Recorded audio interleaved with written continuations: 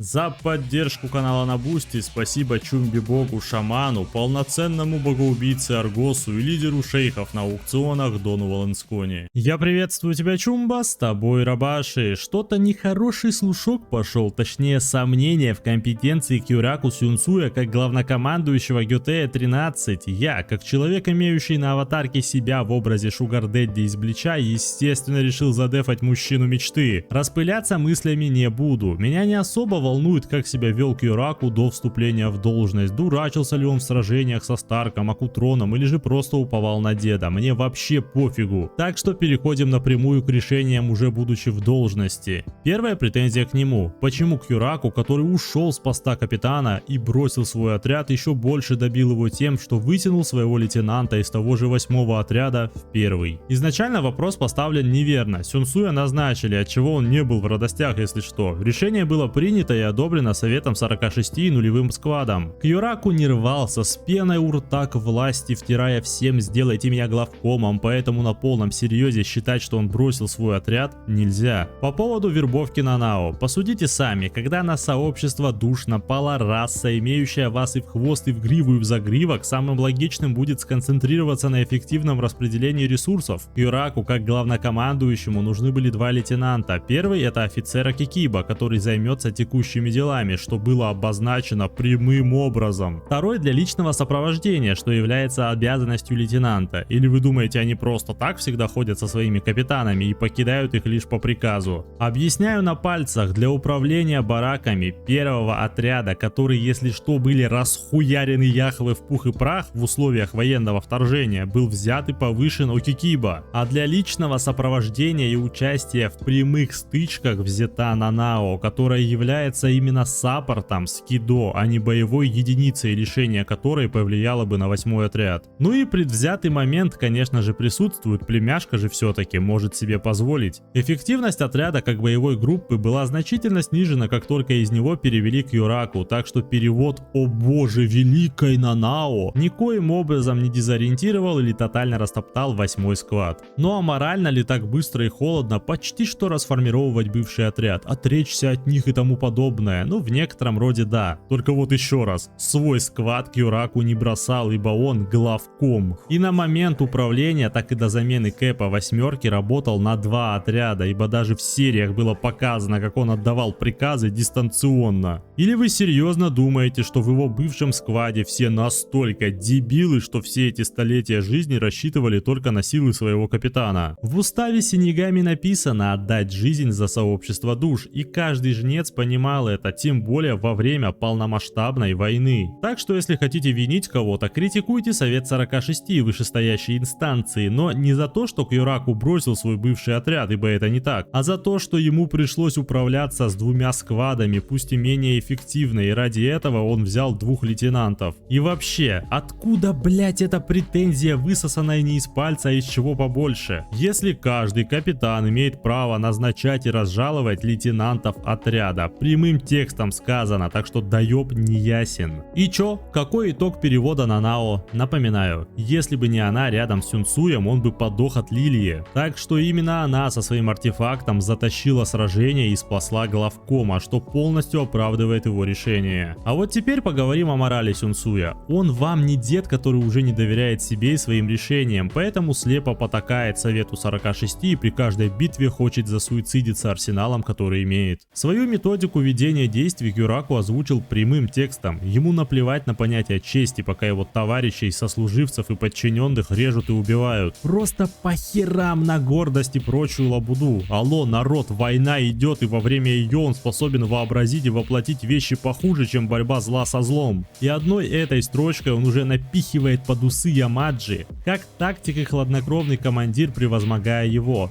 Но как же данное мировоззрение реализовалось на практике? Да самым действенным образом. Сюнцуй освободил Айзена. Это было ударом по чести каждого из GTA 13. Враг, манипулятор, человек, которого они ненавидели, был освобожден, пусть и временно. Это означало, что они, как Синегами, ничтожны и бесполезны, и собственная гордость была поставлена на кон. Но Кюраку прояснил ситуацию. Одной честью мир не спасти. И это абсолютно верно, поэтому еблоиды, которые хейтили это решение, снимайте свои розовые очечи и вникните в происходящее, если бы не Айзен, Яхве бы не одолели. Сюнсуй судит данного человека не с позиции добра и зла, а с точки зрения полезности сил. И он не прогадал, ибо будет скромностью сказать, что Айзен не пригодился в ТКВ. Абсолютно правильное решение, которым он, конечно, триггерит честь и гордость сослуживцев и вытирает ноги об совет 46. Кстати о нем. Вот уже 2 решения озвучено и 2 раза заглотовых для стариканов, но перед темой с Азией был еще один случай с Зараки и 2 Кинпачи. Давайте разберем и его. Претензия звучит следующим образом: зачем нужно было убивать Унахану? Понимаю, горечь потери, дамы и господа, фанатеете от нее все дела, признаю, я тоже ее люблю. Но еще раз вернемся к морали Кьюраку и словам, которые он сказал в момент самого сражения. Нетрудно представить, что это будет стоить одному из вас жизни. Расшифровываю. Как командиру GTA-13 Сюнсую было похер, кто умрет. Суть была в том, что один пожирает другого и становится сильнее, чем оба вместе взятые. Или после того же Банкая Зараки у вас есть сомнения в этом?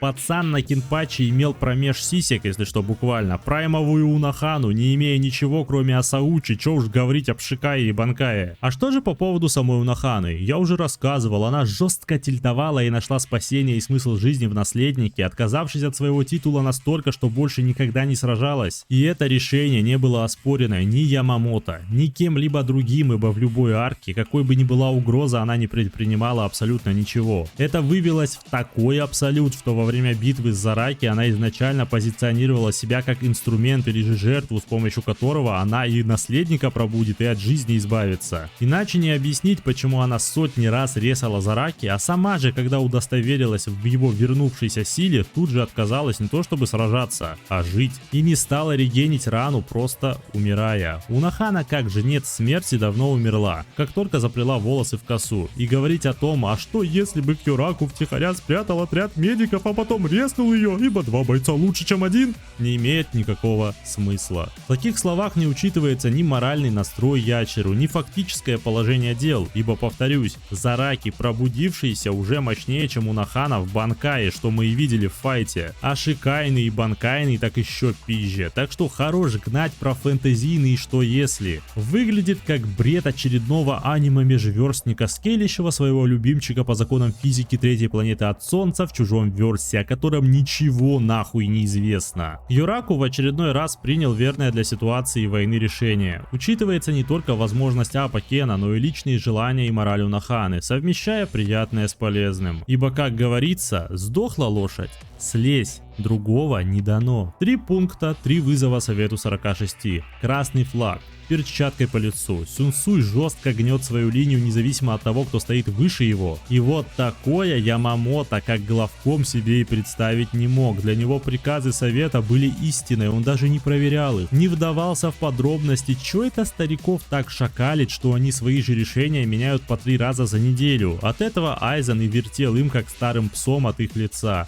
Юраку же совершенно другой, и 3 пункта выше тому доказательства. И если вам мало пруфов, давайте пойдем еще дальше. Сюнсуй настолько преисполнился в своем понимании и должности, что даже Ичибэя задетектил не как союзника, а как нейтрального или же больше негативного персонажа, у которого свои цели на уме. То есть он не ограничился советом, даже лидер нулевого отряда вызывал у него сомнения, и не зря. Ибо все мы помним это странное Иразу Санда и то, что с Ичиго вообще происходило, как того колбасило. Ичибэй по кличке Карабас-Барабас, как говорится по-казахски, кот так пас. А вся его суть раскрывается в новелле «Убойся своего мира», где тот в диалоге с Кьюраку прямым текстом сказал: «Я бы заковал Ичиго и сделал новой батарейкой для 3 миров». Что вызывало небольшое раздражение даже у Сюнсуя, если оглядываться на весь перечень заслуг рыжего школьника. Но апофеозом всех мувов, от которых у деда мурашки валунами выскакивали поляшком и ледяной пот стекал по огненному лбу, было бы решение Кьюраку пойти против благородных семей. Да, народ, это уже не шутки а-ля руководить подчиненными, приструнять совет 46 или беспокоиться о надежности лидера нулевиков. Это идти против тех, кто изначально творил данный мир, аристократических семей. Я говорю сначала о том кейсе, когда Сюнсуй вначале пошел против Токича, еще не будучи главкомом, заметив ложь в его словах. Потом отправил Йорку и Сойфон якобы для присмотра, когда тот стал главой клана. Но на на самом деле для задержания лидера клана Цунаяшира Такинады. А затем и вовсе пошел на эту семью в лице Токича войной, объединив оставшиеся силы Квинси и Аранкар с Синегами. Ямамото в гробу переворачивается от таких мувов, ибо яйцами Сюнсуй перерос его вдвойне, вообще не понимаю, как он с такими передвигается. И если уж затрагивать момент до арки ТКВ, стоит отметить кейс с 8-м Кинпачи. Когда Азашира начал свое восстание против общества душ, перед ним встали именно Кюраку, Сукитака. Это вызвало большое удивление Азашира, и он назвал именно Кюраку тем, кого стоит опасаться больше всего, исключая Ямыча. Но не за превосходящую силу, а за характер, ведь тот, кто может пойти против системы, использует любые средства для победы, и он по-настоящему силен духом. И вот если собирать все воедино, то только тупой идиот не поймет значимость Кюраку и то, что как главнокомандующий он в пух и прах выносит старика Яму. И принципами, и стратегией, и ведением ситуации с собственным мировоззрением. Но также именно эти факторы делают его Айзеном номер 2. Ибо посудите сами, в критической ситуации его не страшит использовать зло против зла, а значит и жертвовать своими людьми он будет в состоянии. Для него ни Совет 46, ни нулевой отряд, ни даже благородные семьи не являются препятствием и неким стопом должностных полномочий, что сначала накидывает множество референсов с Соски, а затем и утверждает, что Кюраку Сюнсуй, главнокомандующий всего Гетея, может стать и отличным злодеем, являясь прекрасным командиром, но это уже другая история. Небольшая рекламная пауза, Чумбик. Короче, заказал я еще 70 таких нифиговых моих футболок по Айзену. Ты можешь их приобрести, уже несколько сотен довольных покупателей их получили за эти сколько, 2 или 1,5 месяца, что ли. Короче, я оставляю ссылки на Google Диск, там ты форму заполняешь, и мы, в принципе, в режиме реального времени и живой очереди с тобой связываемся. Есть два наполнения за 2390, где идет только футболка, в принципе, упаковка, и за 3400, ну 3390, там и плакатик, и голографичка, и вся фигня. Короче, если сомневаешься, заходи в группу ВК, там отзывы, живые покупатели, можешь пообщаться даже. Короче, все в описании. Давай, жду тебя. Спасибо за просмотр. Кто Лукас не поставил, тот черт, а кто поставил, Чумбик. Также благодарю шейхов канала с площадки Бусти. Залетайте, кстати, туда тоже, ибо ролики выходят раньше, и отдельный чатик в ТГ есть. Поболтаем. Целую, обнимаю, приподнимаю. Пока, Чумба.